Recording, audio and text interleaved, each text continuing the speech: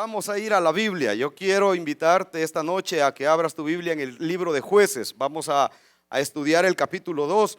Y es que quiero que hablemos un poco acerca de un tema que es preocupante, y vamos a ver cómo la Biblia en Jueces capítulo 2 nos da una luz acerca de qué hacer con respecto a un área que nos carga mucho como iglesia y que yo espero que también a ti te cargue. Ahora que estamos comenzando año, ahora que estamos comenzando con nuevos propósitos, quizás muchos esta es la oportunidad para hacer sus listados, ¿verdad? Y yo espero que en tus listados, en tus prioridades para año nuevo, esté el poder involucrarte en servir, el poder involucrarte en crecer espiritualmente, con el propósito de conocer y estar conectado más de la mano del Señor.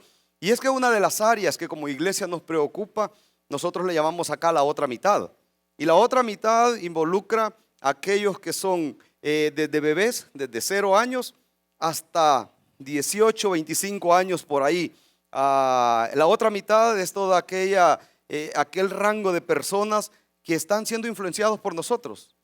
Yo esta noche quiero preguntarte, ¿cómo ves tú a los jóvenes de hoy en día? ¿Cómo ves a los jóvenes? ¿Los ves como un problema? ¿Los ves como una generación nueva que está alejándose de Dios? ¿Como una generación rebelde? ¿Como una generación que no está abrazando los valores con los que nosotros crecimos? ¿Cómo ves a los jóvenes de hoy día?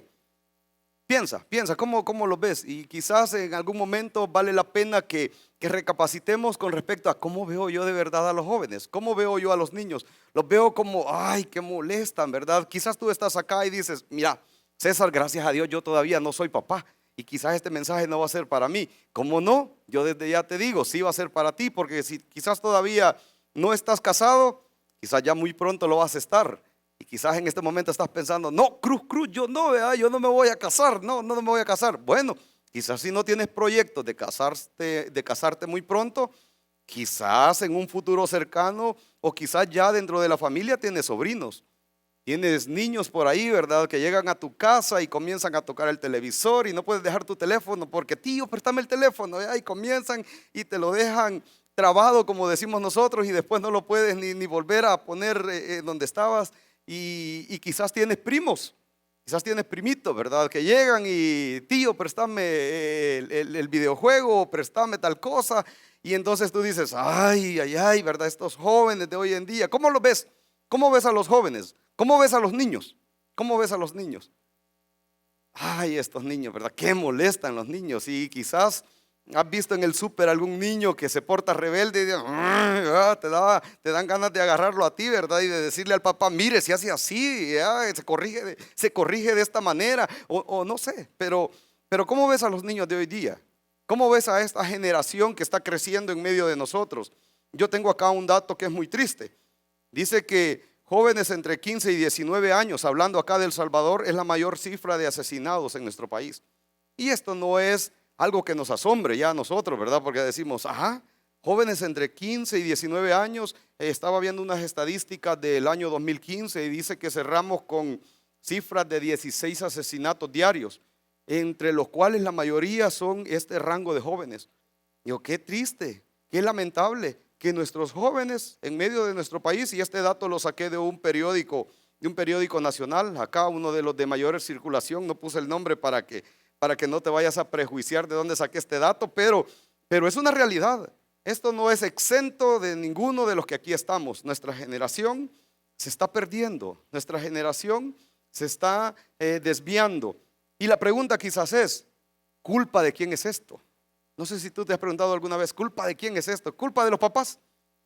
Es que los papás de hoy en día son demasiado tolerantes, ¿verdad? Es que los papás de hoy en día, los hijos hacen lo que quieren y no actúan, no dicen, no, mira César, el problema acá es del gobierno. El gobierno es el que tiene la culpa. Yo sé, no tiene programas, no tiene sistemas, no hace nada, y por eso es que la juventud está como está. Por eso es que los niños están como están. ¿De quién es el problema? No, el problema es de los mismos jóvenes. Cada quien decide aquí qué es lo que quiere, y el que quiere perderse se pierde, y el que no quiere busca lo bueno y se mantiene en lo correcto. De ellos mismos es la decisión. ¿De quién es la culpa? ¿De la iglesia?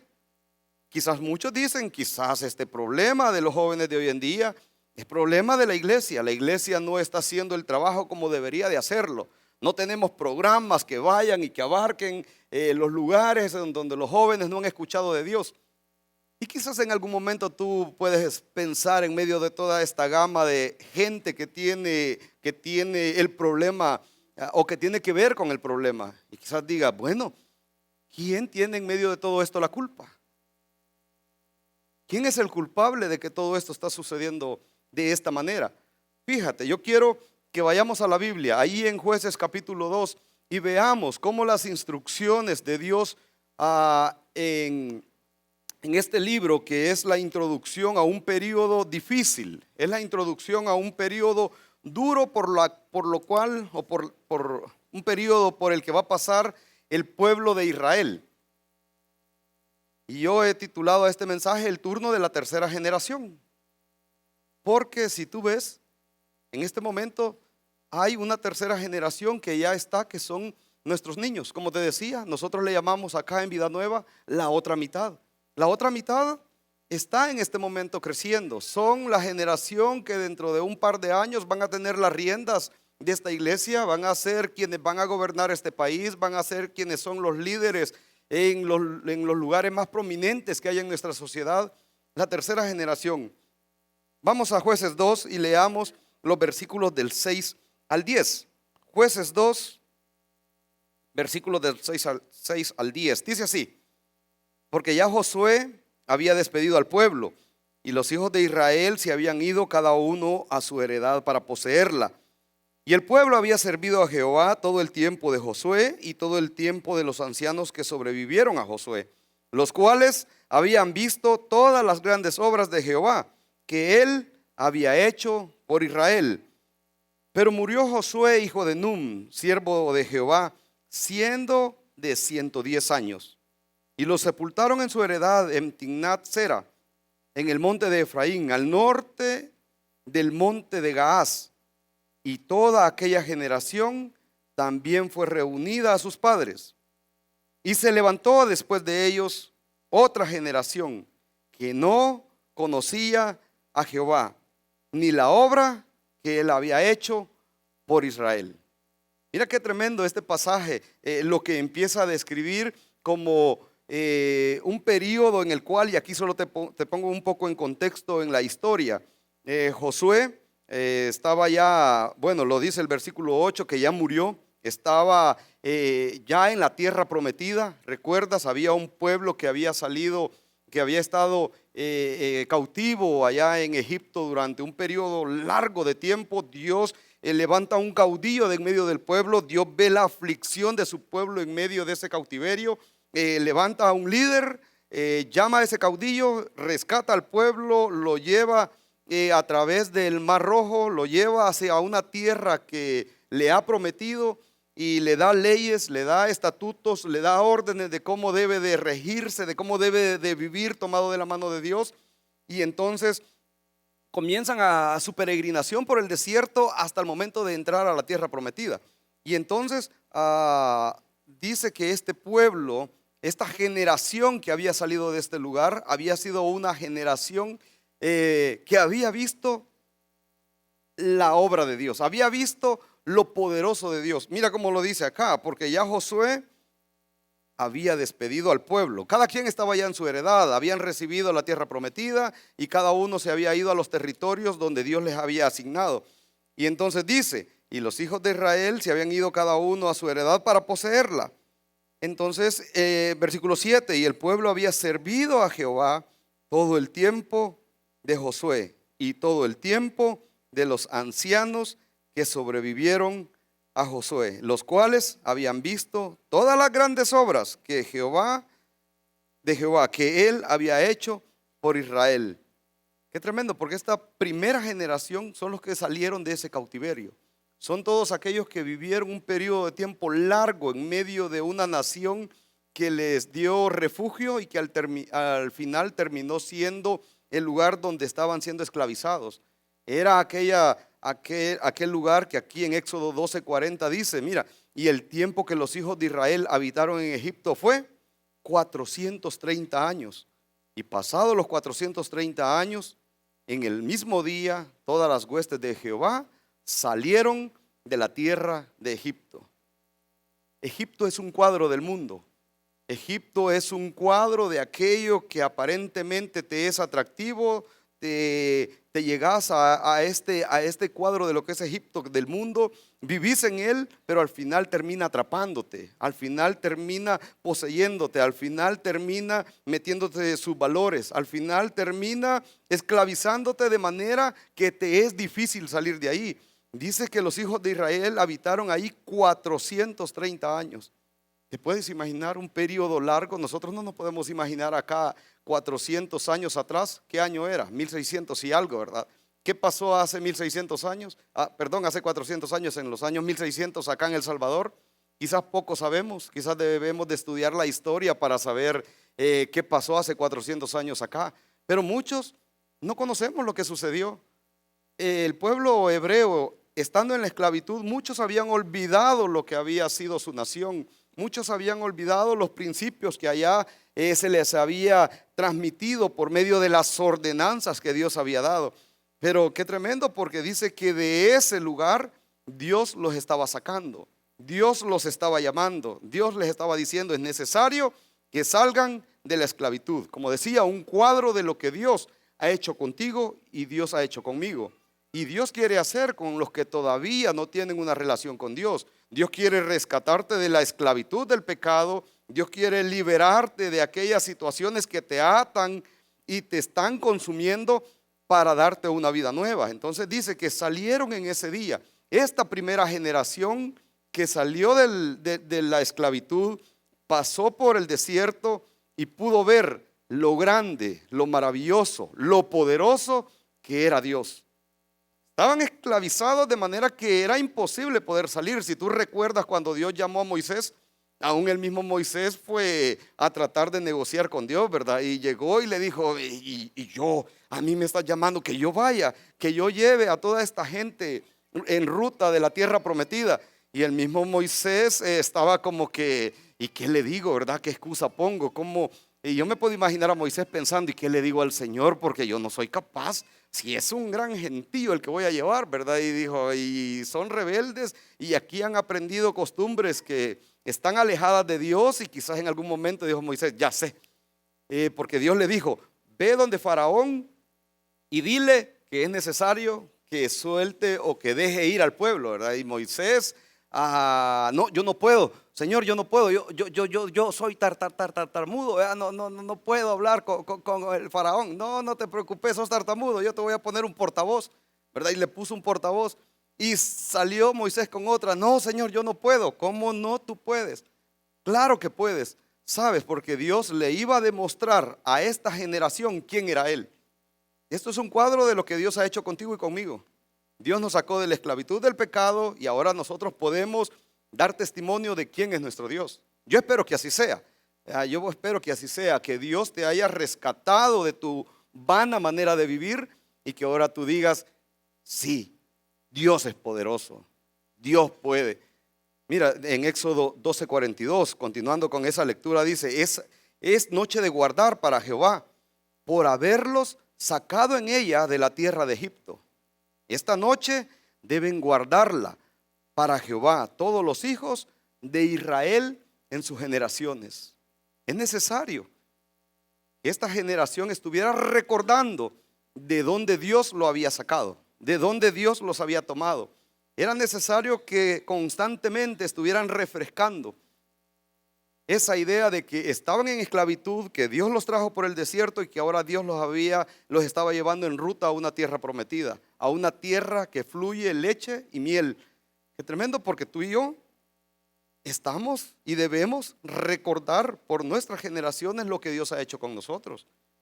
Y esta generación, como te contaba, estaba caminando en medio del Mar Rojo.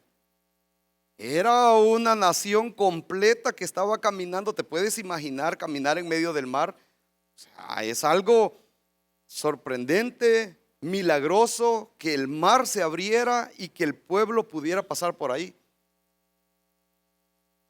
Dios te ha librado a ti de tu mala manera, de tu vana manera de vivir, y Dios ha hecho un milagro contigo.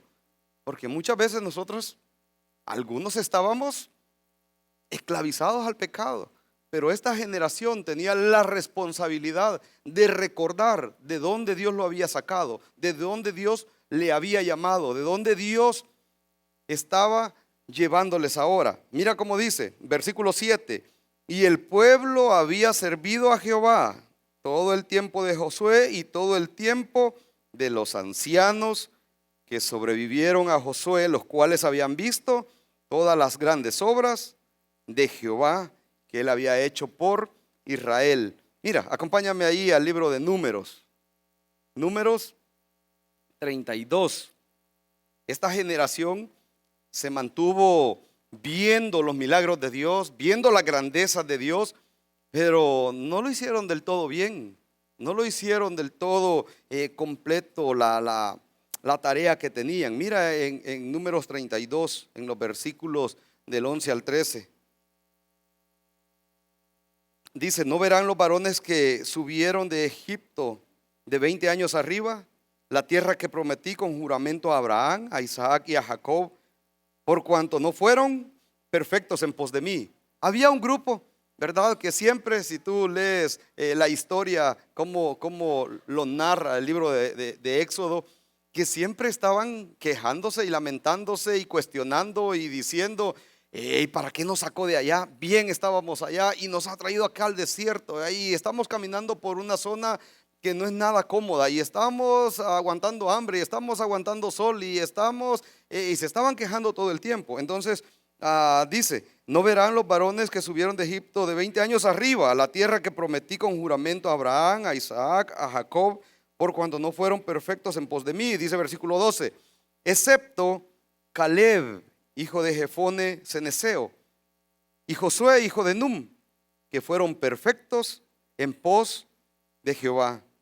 Dice el versículo 13: y la ira de Jehová se encendió contra Israel y los hizo andar errantes 40 años por el desierto, hasta que fue acabada toda aquella generación que había hecho mal delante de Jehová. Había una generación que había visto los milagros de Dios, que estaba por entrar a la tierra prometida, pero que no habían hecho las cosas como Dios lo había ordenado, por lo cual Dios dijo: esta generación no entra a la tierra prometida, y todos tuvieron que morir ahí. Se acabó el turno de la primera generación. Hasta ahí pasó. Hicieron las cosas, algunas cosas bien, algunas cosas a media. Y entonces, ¿qué pasó? Regresemos allá a Jueces 2. Mira lo que pasó. Jueces 2. Era el turno de una segunda generación.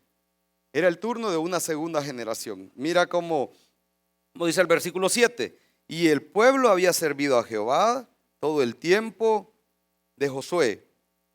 Todo el tiempo de Josué, ¿ok? Ahora Josué y Caleb estaban entrando a la tierra prometida con todos aquellos pequeñitos que habían nacido previo a que finalizaran los 40 años. Era el turno de una segunda generación, aquellos que se habían criado escuchando las historias personales de sus padres, aquellos que estaban ahí todavía por entrar a la tierra prometida, estaban en la frontera para entrar a la tierra prometida, y escuchaban: Dios nos trajo por el desierto, y fíjate que Dios, yo me puedo imaginar a los abuelos, ¿verdad?, diciéndole: y fíjate que Dios en la montaña, allá en el Sinaí, venía y su voz era como un trueno. Era tremendo. Y yo recuerdo quizás a los abuelos contándole a los niños, ¿verdad?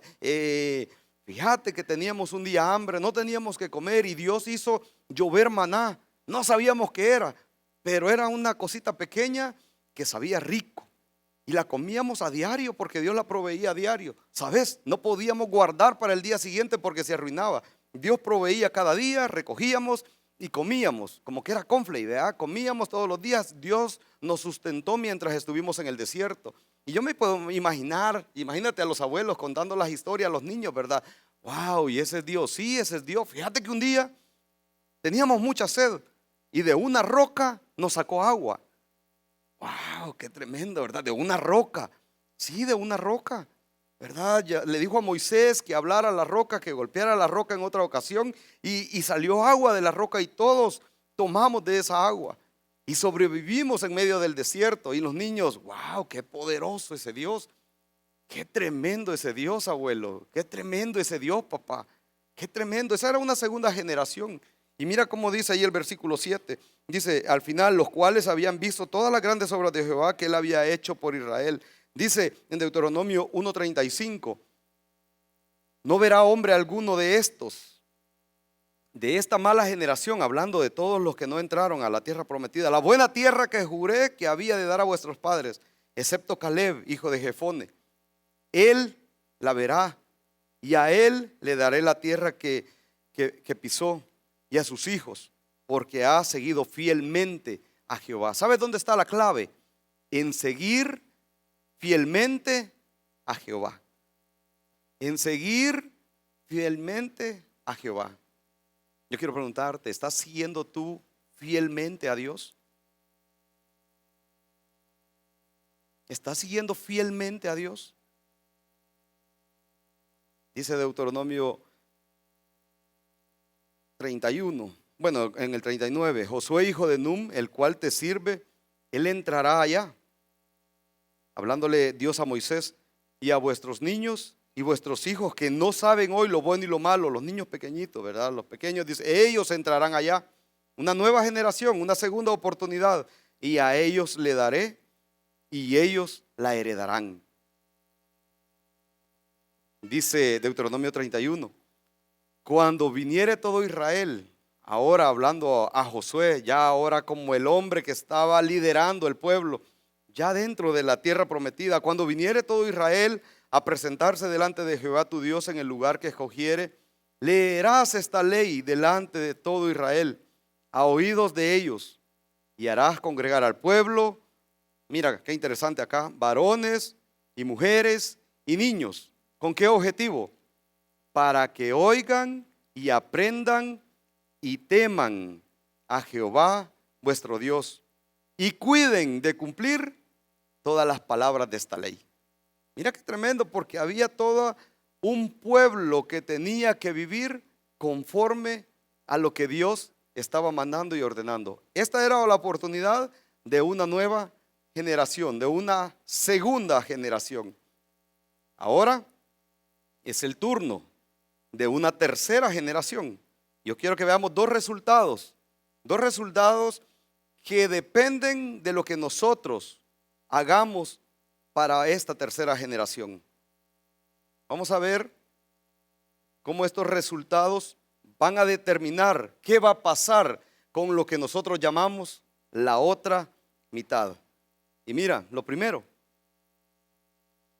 una generación que conoce a Dios deja un legado. Una generación que conoce a Dios deja un legado. Ese va a ser el primer resultado. Veamos si la generación que está ahorita formándose va a dejar un legado. Mira qué tremendo lo que dice el pasaje.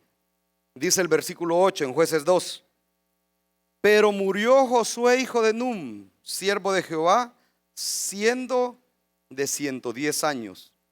Y lo sepultaron en su heredad en Timnat Sera, en el monte de Efraín, al norte del monte de Gaás. Y toda aquella generación también fue reunida a sus padres. ¿Qué es lo que pasó acá? Mira, lo primero, se levantó otra generación, que dice el versículo 10, qué tremendo lo que dice, la segunda parte. Y se levantó después de ellos, después de esta segunda generación, otra generación que no conocía a Jehová ni la obra que él había hecho por Israel. Se levantó una generación que no conocía de Dios. La segunda generación interrumpió el proceso que Dios había mandado, el proceso que Dios había ordenado, el proceso que Dios ya había dicho en Deuteronomio 6. Y ese no lo tengo aquí en pantalla. Te invito a que vayamos a Deuteronomio 6, versículos del 1 al 9. Porque se levantó esta generación que completamente estuvo alejada de Dios. Deuteronomio 6, del 1 al 9, dice así: estos pues son los mandamientos, estatutos y decretos que Jehová vuestro Dios mandó que os enseñase. Mira qué tremendo. Dice: mandó que os enseñase, para que lo pongáis por obra en la tierra a la cual pasáis vosotros para tomarla, y para que temas a Jehová tu Dios, guardando todos sus estatutos y sus mandamientos que yo te mando. Mira quiénes: tú, tu hijo y el hijo de tu hijo, todos los días de tu vida, para que tus días sean prolongados. Oye pues, oh Israel, y cuida de ponerlos por obra, para que te vaya bien en la tierra que fluye leche y miel, y os multipliquéis, como te ha dicho Jehová, el Dios de tus padres. Oye Israel, Jehová nuestro Dios, Jehová uno es. Y amarás a Jehová tu Dios de todo tu corazón y de toda tu alma y con todas tus fuerzas. Y estas palabras que yo te mando hoy estarán sobre tu corazón. Y mira el versículo 7. Y las repetirás a tus hijos y hablarás de ellas estando en tu casa, andando por el camino y al acostarte y cuando te levantes. Y las atarás como una señal en tu mano y estarán como frontales entre tus ojos. Y las escribirás en los postes de tu casa y en tus puertas. Mira lo que está diciendo ahora Jueces 2. Había una generación que completamente estaba ignorando lo que Dios había hecho. ¿Qué pasó con esta tercera generación? ¿Qué es lo que pasó con ellos? El versículo 8 creo que lo describe claramente. Mira el versículo 8 de Jueces 2. Dice, pero murió Josué. Qué tremendo porque murió el líder, murió aquel hombre que estaba siendo el que dirigía la nación, y la nación se olvidó completamente de Dios. ¿Cuál fue el problema? El problema es que Josué ya no estaba. Qué tremendo que había una generación que estaba siguiendo al líder y no siguiendo a Dios. Qué tremendo que había una generación que estaba solo siguiendo las órdenes de un hombre, pero no estaba enfocado en lo que Dios había dejado escrito en su ley. ¿Sabes que esto, Josué es un cuadro de Jesús? Josué murió, ¿ya? Su influencia ya no estaba más. Si ahora nosotros hablamos de Josué como Jesús, para muchos, Jesús es simplemente eso. Jesús vino a la tierra, creció, murió, fue crucificado, murió, fue sepultado. Y Jesús es visto como algo etéreo, allá a lo lejos, algo que está en lo etéreo allá. No es algo de nuestra realidad. Mira, cuando hablamos del nombre de Josué, ahí está cómo se deriva este nombre, que al final es el mismo nombre de Jesús. Yeshua en hebreo, como se conoce en arameo también. Cuando fue traducido hacia el griego, Jesús es la transliteración del nombre de Josué, que en latín vino a ser Jesús o Jesús, y en inglés o en español como lo conocemos hoy, Jesús. Josué dice que Josué murió. Y entonces, ¿qué pasó cuando Josué murió? Dice que lo sepultaron, y toda aquella generación que había pasado a la tierra prometida junto con Josué también murió. Y entonces dice que después de ellos se levantó una generación que no conocía a Jehová ni la obra que él había hecho por Israel. Qué tremendo, porque yo no sé qué difícil puede ser para ti, ¿verdad? Lo incomprensible de que vivimos hoy en día. Vivimos en una sociedad que todo lo tolera, porque no estamos viviendo bajo la dirección de Dios. En una sociedad donde para muchos es más valioso proteger los sentimientos que proclamar las verdades. Mira qué tremendo, porque acá ahora la Biblia nos deja un ejemplo de cómo una generación se había extraviado por completo, de cómo una generación ahora no conocía de ese Dios todopoderoso. Ahora, la generación que estamos influenciando, la otra mitad, aquellos que están allá en la escuela bíblica en este momento, aquellos que quizás están jugando en un parque, aquellos que están en la colonia, en tu casa, ¿verdad? Aquellos niños que están ahí, quizás muchos están protegiendo más sus sentimientos que hablándoles de la verdad de Dios. Muchos preferimos quizás no hablarles de Dios a los niños, ¿verdad? Porque que ellos lo decidan cuando sean más grandes. Y les dejamos esta responsabilidad quizás a la escuela, a los maestros, a los catedráticos, a los amigos, que sabes, no les van a enseñar lo correcto. ¿Qué legado estás dejando en tus hijos? ¿Qué legado estás dejando en tus hijos? Es la pregunta que creo que debería en este momento ponernos en un enfoque de lo valioso que es la generación a la que estamos influenciando. Como te decía en un principio, quizás tú digas, no tengo hijos, pero quizás tienes primos, pero quizás tienes sobrinos, pero quizás tienes los vecinitos ahí, ¿verdad? Que cuando llegas han de decir, ay, ahí viene el señor enojado, ¿verdad? Quitémonos de acá de la acera, ¿verdad? O ahí viene el señor que se nos va la pelota al otro lado y no la devuelve, ¿verdad? O ahí viene la señora, ¿verdad? Que bien feo me mira cuando me ve ahí en el pasaje.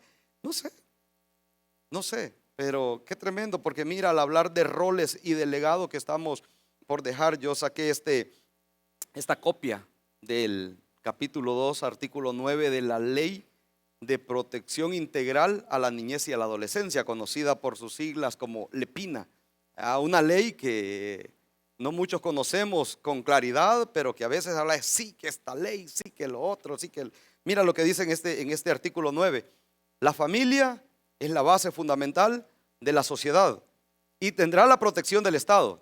No sé si se cumple esto, pero mira lo que dice, que la familia es la base fundamental de la sociedad. Y así es, Dios lo ha dejado establecido. Dice, se reconoce el rol fundamental de la familia como medio natural para garantizar la protección integral de las niñas, niños y adolescentes.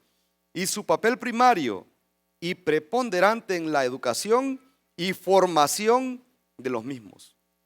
La ley dice que el rol primario es de los padres, que el rol primario es de la familia.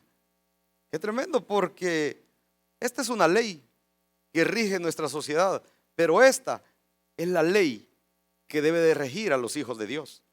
Y aquí está escrito que debemos de influenciar, de dejar un legado para la generación que va a venir después de nosotros.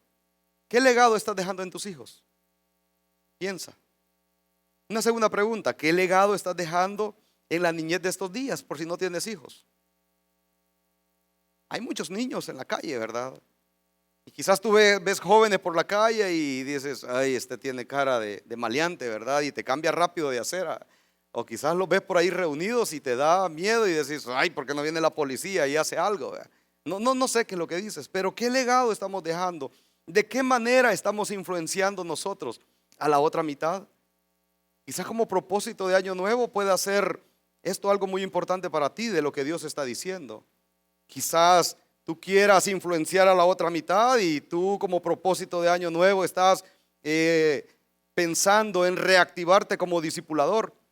Yo quiero invitarte a que puedas acercarte a David, a Mario o a tu servidor y decir, mira hermano, yo quiero discipular un joven. Eso sería magnífico, ¿verdad? Necesitamos que adultos discipulen jóvenes. Bueno, nuestro discipulado en la fase 1 comienza de 18 años para arriba y va a ser muy bueno si tú te quieres reactivar en el discipulado y decir, yo quiero discipular, pero quiero discipular un joven. Hay alguien ahí de 20, 22 años, 23 años en donde yo pueda transmitir mi vida espiritual. ¿Qué legado vas a dejar? Mira este pasaje de Timoteo, cuando Pablo escribe a Timoteo y le dice que en sus oraciones lo lleva constantemente y le dice, recuerdo tus lágrimas, y le dice, trayendo a la memoria la fe no fingida. Mira cómo le dice, que hay en ti, la cual habitó primero en quién, una primera generación, en tu abuela Loida, y luego le dice, en tu madre Eunice, y estoy seguro que en ti también. Mira qué tremendo, porque la responsabilidad es nuestra, es de la familia, es de los que estamos adultos y podemos ayudar a que conozcan a Dios, a aquella tercera generación que está en este momento empezando a crecer. Veamos un segundo resultado, de lo que va a suceder con lo que nosotros hagamos hoy por esta tercera generación. Mira, la primera decía una generación que conoce a Dios. Este segundo resultado es una generación que no conoce a Dios. Mira cómo lo dice ahí. Dará lástima. Jueces 2, versículos del 11 al 14. Leámoslo por favor, dice así. Después los hijos de Israel hicieron lo malo ante los ojos de Jehová y sirvieron a los Baales. Dejaron a Jehová, el Dios de sus padres, que los había sacado de la tierra de Egipto. Y se fueron tras otros dioses, los dioses de los pueblos que estaban a sus alrededores, a los cuales adoraron y provocaron a ira a Jehová. Y dejaron a Jehová y adoraron a Baal y a Astarot. Y se encendió contra Israel el furor de Jehová, el cual los entregó en manos de robadores, que los despojaron y los vendió en manos de sus enemigos de alrededor, y no pudieron ya hacer frente a sus enemigos. Una generación que no conoce de Dios va a dar lástima, pero de nosotros depende que ese resultado sea así. Evitemos esto. Mira qué tremendo, porque dice que los hijos de Israel hicieron lo malo ante los ojos de Jehová. Y si tú quieres ver qué fue lo malo que pasó, yo te invito a que leas el libro de Jueces. Y es un periodo triste para la nación de Israel, un periodo triste, un periodo en el cual no podían ver lo de ellos. Se alejaban de Dios, caían en pecado, Dios los liberaba, enviaba a un hombre o a un caudillo que los liberara. Estaban en paz, estaban tranquilos, estaban en bonanza, estaban en abundancia y regresaban a hacer lo malo. Fue tremendo. Mira cómo lo dice Nehemías acá recordando esto, este pasaje de lo que es la introducción del libro de Jueces. Pero una vez que tenían paz, volvían a hacer lo malo delante de ti. Dice, por lo cual los abandonaste en manos de sus enemigos, que los dominaron, pero volvían y clamaban otra vez a ti. Y tú desde los cielos los oías, y según tus misericordias, muchas veces los libraste. A veces digo, este es el cuadro de hoy en día de muchos de nosotros, ¿verdad? O sea, venimos y estamos hasta el cuello, estamos angustiados, estamos atribulados, clamamos a Dios, derramamos lágrimas delante de Dios, Dios se apiada de nosotros, nos saca y una vez volvemos a tener estabilidad, tranquilidad, abundancia y todo eso, volvemos a la misma y comenzamos otra vez y estamos en ese círculo vicioso, ¿verdad? En ese círculo vicioso. Es tremendo porque Dios no quiere que eso pase. Mira lo que dice Jeremías 4:22, porque mi pueblo es necio, hablando de Israel en esta profecía. No me conocieron. Son hijos ignorantes y no son entendidos, sabios para hacer el mal, pero hacer el bien no supieron. Es que tenemos habilidad para hacer lo malo, ¿verdad? Es algo que por naturaleza somos así. Pero dice Dios, mira, cuidado, esto fue un pueblo necio, un pueblo que tenía toda la evidencia de quién era Dios, un pueblo que sabía cómo le iba a ir si hacía lo malo.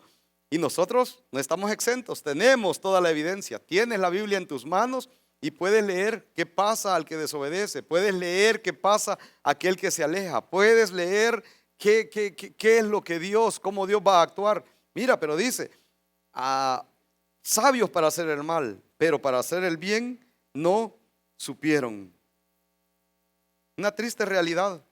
Los niños de hoy día son la primera generación de la historia que piensan que la separación y el divorcio son parte normal de una familia. Mira, estamos en una época en que los millennials, ¿verdad? Estos jóvenes que entraron al milenio siendo jóvenes ahí alrededor de 15, 20 años, hoy demandan mucho.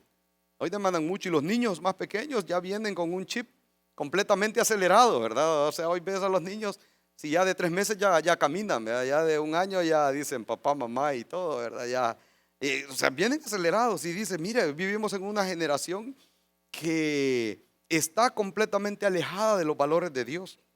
Mira, pero el versículo 14, a mí el versículo 13 y 14 me llama poderosamente la atención, ahí en Jueces 2, dice, y dejaron a Jehová y adoraron a Baal y a Astarot. Mira qué tremendo, porque cuando hablamos de Baal y de Astarot, son religiones paganas que tenían una adoración de deidades humanas aborrecibles completamente a Jehová. Y no puedo darte ilustraciones ahorita de cómo era, pero era lo más alejado de Dios, era el polo opuesto a lo que Dios había mandado. Dice el versículo 14, y se encendió contra Israel el furor de Jehová. Qué tremendo, ¿eh? Se encendió el furor de Jehová contra Israel. Dice Hebreos 10:31, horrenda cosa es caer en manos del Dios viviente. Horrenda cosa, ¿te puedes imaginar? Dice que eso fue lo que pasó, una triste realidad de lo que vivimos. Pero yo quiero animarte a que nosotros pensemos en que si estamos formando una generación que estamos influenciando a una tercera generación, que pronto serán los que van a tomar decisiones y tomar las riendas de mucho. Debemos dejarle un buen legado. Mira, hoy en día, si tú tienes hijos pequeños y tú tienes ese vínculo con ellos y tienes la facilidad de amar, por ejemplo, que está acá, una niña de 5 o 6 años, que tenga la libertad de mostrar su afecto, que pueda tener una buena relación con su papá. Dentro de unos 20 años, puedo asegurarte que va a ser una de las mejores mujeres preparadas para poder responder de manera correcta como una esposa. Pero si no hay ese vínculo, si no estamos influenciando, si no estamos enseñando, ¿qué pasaría con una niña dentro de 15, 20 años? Va a ser tremendo, va a ser difícil, pero debemos dejar un buen legado. Cuéntale de tu Dios, cuéntale de tu Dios a tus hijos, para que ellos conozcan y hagan a tu Dios su Dios. Cuéntale de tu Dios, para que ellos conozcan y hagan a tu Dios también su Dios. Mira Jeremías 32:39 lo que dice. Les daré un corazón y un camino para que me teman perpetuamente, para que tengan bien ellos y sus hijos después de ellos, sus hijos después de ellos. Esto se trata de influencia, se trata de legado, se trata de qué estamos enseñando, se trata de cómo estamos modelando la vida de creyente. Y lo hemos dicho muchas veces desde este púlpito, ¿verdad? ¿Será que mis vecinos, los niños, los jóvenes miran en nosotros verdaderamente el reflejo de Dios en nuestras vidas? ¿Será que si vamos y le preguntamos al niño Malía de la colonia ahí, ¿verdad? ¿Conoces al vecino que vive en esa casa, que va a la iglesia bautista Vida Nueva? ¿Qué referencia podría dar él de ti? ¿Qué referencia podría él decir de la familia que vive en esa casa? Es tremendo, pero se trata de eso. Se trata de modelar la vida de creyente. Se trata de poder transmitir el mensaje de Dios a todos aquellos niños que tenemos en nuestra iglesia.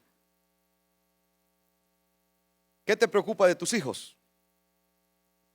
¿Qué te preocupa de tus hijos? ¿Sus estudios? ¿Que tengan 2 carreras? ¿Que después de estudiar las carreras saquen la maestría?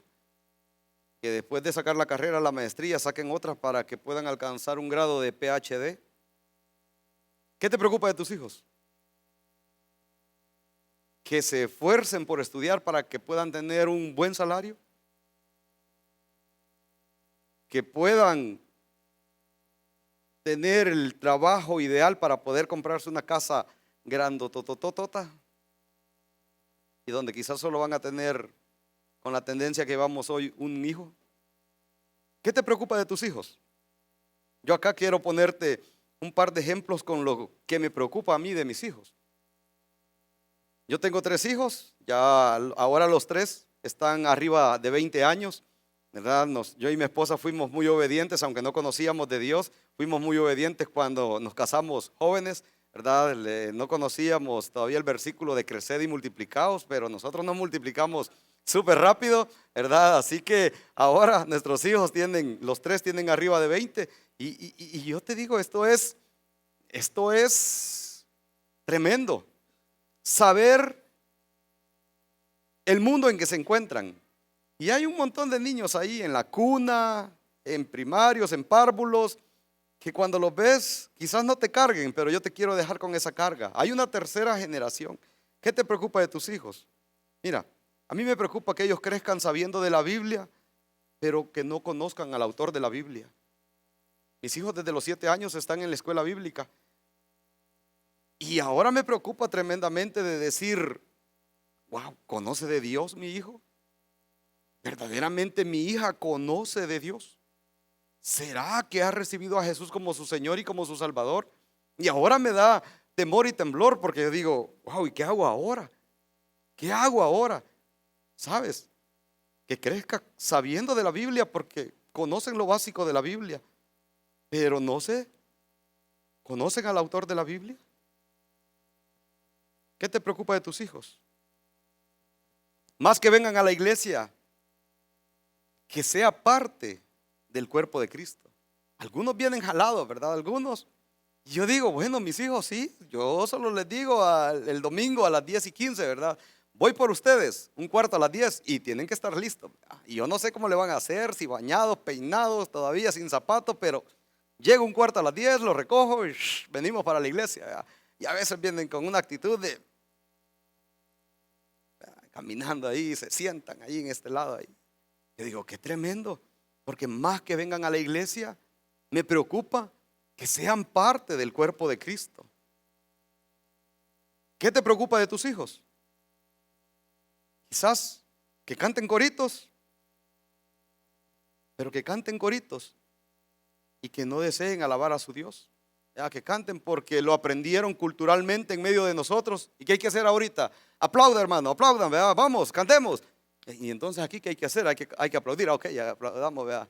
Y aún no en la misma sintonía del que dirige los cantos, pero bueno, hay que aplaudir, ¿verdad? Hay que aplaudir y aplaudiendo. No, mira, más que cantar coritos, quizás que desee alabar a su Dios. Eso es lo que debería de preocuparnos. ¿Qué te preocupa de sus hijos? Que crezca creyendo en Dios, pero que no le crea a Dios. Ah, sí, Dios.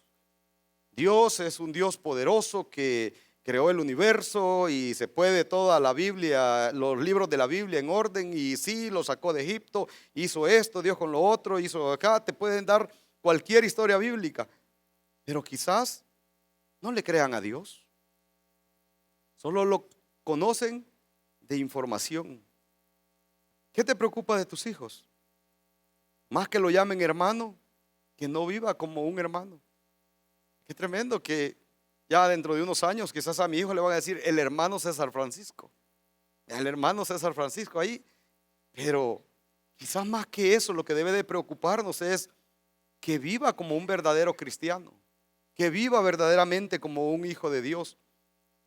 ¿Qué te preocupa de tus hijos? A mí me preocupa que crezca en un hogar que no solo se predique del evangelio, sino que también se practique el evangelio. Tremendo, porque tenemos un gran reto acá. Tenemos un gran reto los que tenemos hijos. Porque nuestros hijos van a querer tener una relación con Dios dependiendo lo que vean en su casa, ¿verdad? La clásica ilustración de la niña llegando con sus papás a la iglesia, viniendo en el carro y así como traigo a los míos, ¿verdad? Y que vienen ahí, qué barbaridad, papá, usted, ¿por qué no nos dio más tiempo? ¿Por qué? Y, ¿verdad? Y mi esposa ahí, sí, que Y cuando llegamos ya a la iglesia, al parqueo, ya, hola Mike, hola hermano Mike, hola, y todos ahí, y nos bajamos del carro y ya todos así, ya nos tomamos de la mano con mi esposa y empezamos a caminar, ¿verdad? Y los otros tres detrás, ¿verdad? Y allí en la puerta los embajadores, hola hermano César, hola, y todos saludan, y hola hermano, hola, bendiciones hermano. Y salimos, y al nomás salir, sí, ya ves, y le preguntan al niño, ¿y para ti qué representa la iglesia? Y dice el niño, la iglesia es mágica. Es mágica la iglesia porque cuando venimos para la iglesia mis papás traen una discusión en el carro, venimos peleando, pero cuando llegamos a la iglesia todo cambia. Salimos de la iglesia y nomás nos subimos al carro y salimos en el portón y comienza otra vez, ¿verdad? La misma discusión, el mismo pleito y que qué barbaridad, ¿de dónde vamos a comer? No hay nada en la casa y es tarde y yo tengo hambre y la rutina de todos los días. Quizás más que crezca en un hogar de evangélicos, lo que debe de preocuparnos es que también se practique lo que se predica. Y una última, ¿qué te preocupa de tus hijos? Perdón.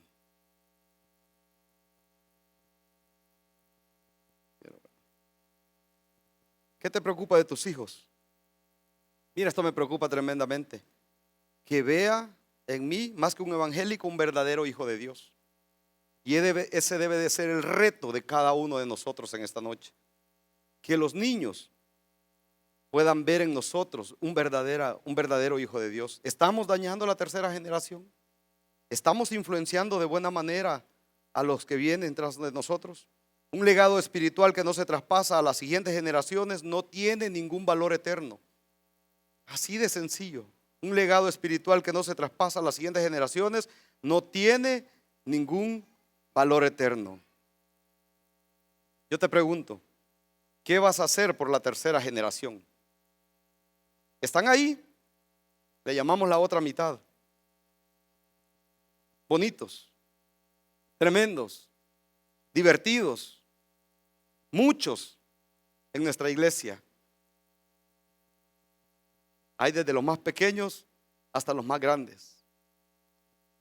Yo solo quiero animarte esta noche a que cada uno de estos niños y jóvenes puedan encontrar en ti un modelo inspirador a seguir, que podamos dejarles un buen legado, que podamos modelarle la vida de creyentes, que no nos lamentemos después que perdimos una generación que va a estar dando lástima, porque la responsabilidad en este momento es nuestra. Una vez más, quiero animarte. Si tú quieres involucrarte en discipulado, quieres discipular a jóvenes, acércate a Mario, acércate a David, acércate a Vladi, acércate a mí. Con mucho gusto nos vas a ayudar en gran manera. ¿Quieres colaborar en ministerios infantiles? Habla con Marco y con Evelyn. ¿Quieres colaborar en el Club 180? Bienvenido, vamos a trabajar con los jóvenes, a jugar básquet, a aprender de la Biblia. ¿Quieres participar de otras áreas como OANSA? Necesitamos adultos en OANSA. Necesitamos modelarle, inspirarle cómo se vive la vida cristiana a la otra mitad. El reto es para nosotros. Te pido que inclines tu rostro y vamos a orar. Señor, te agradecemos en esta noche por tu palabra. Te agradecemos, Señor, por tu fidelidad. Te agradecemos por tu amor, Señor, y por recordarnos a través de este pasaje de Jueces 2 cómo hay diferentes generaciones moviéndose, Señor, a través de las cuales tú has dejado el rol y la responsabilidad de modelarles nuestra relación contigo. Si después de lo que has escuchado durante la última hora estás dispuesto a entregarle tu corazón a Jesucristo, estás listo para abandonar lo que has sido hasta este momento y le dices al Señor, aquí está mi vida, yo quiero la vida plena, yo quiero la vida completa que tú tienes para mí y quiero la salvación al morir, entonces entrégale tu corazón a Él y hazlo por medio de una oración. Así que ¿por qué no oramos? Bueno, y tú puedes repetir esta oración conmigo. Vamos a orar y repite estas palabras al Señor si quieres recibir a Jesucristo. Oremos. Padre, gracias por tu amor y gracias por tu salvación. En este momento me doy cuenta que soy pecador y que no puedo salvarme a mí mismo. Me arrepiento de todos mis pecados y te abro la puerta de mi corazón. Entra, Jesús, sálvame, cámbiame, pues yo me entrego a ti. Gracias por oír mi oración y gracias por salvarme. En el nombre de Jesucristo te lo pido. Amén. Si te gustó el mensaje, queremos aprovechar para invitarte a nuestra iglesia. Aquí puedes aprender más acerca de Dios, más acerca de los planes que tiene para ti también. Así que ven a la iglesia donde puedes aprender más acerca de la Biblia. Será para nosotros un placer recibirte en el Campus Miralvalle, en Crown Plaza, en Lourdes o en Apopa. Y si vienes porque has visto una de estos videos, y yo te pido que te presentes con nosotros, que nos busques a cualquiera de los dos al final de los cultos y con mucho gusto te vamos a recibir. Que Dios te bendiga.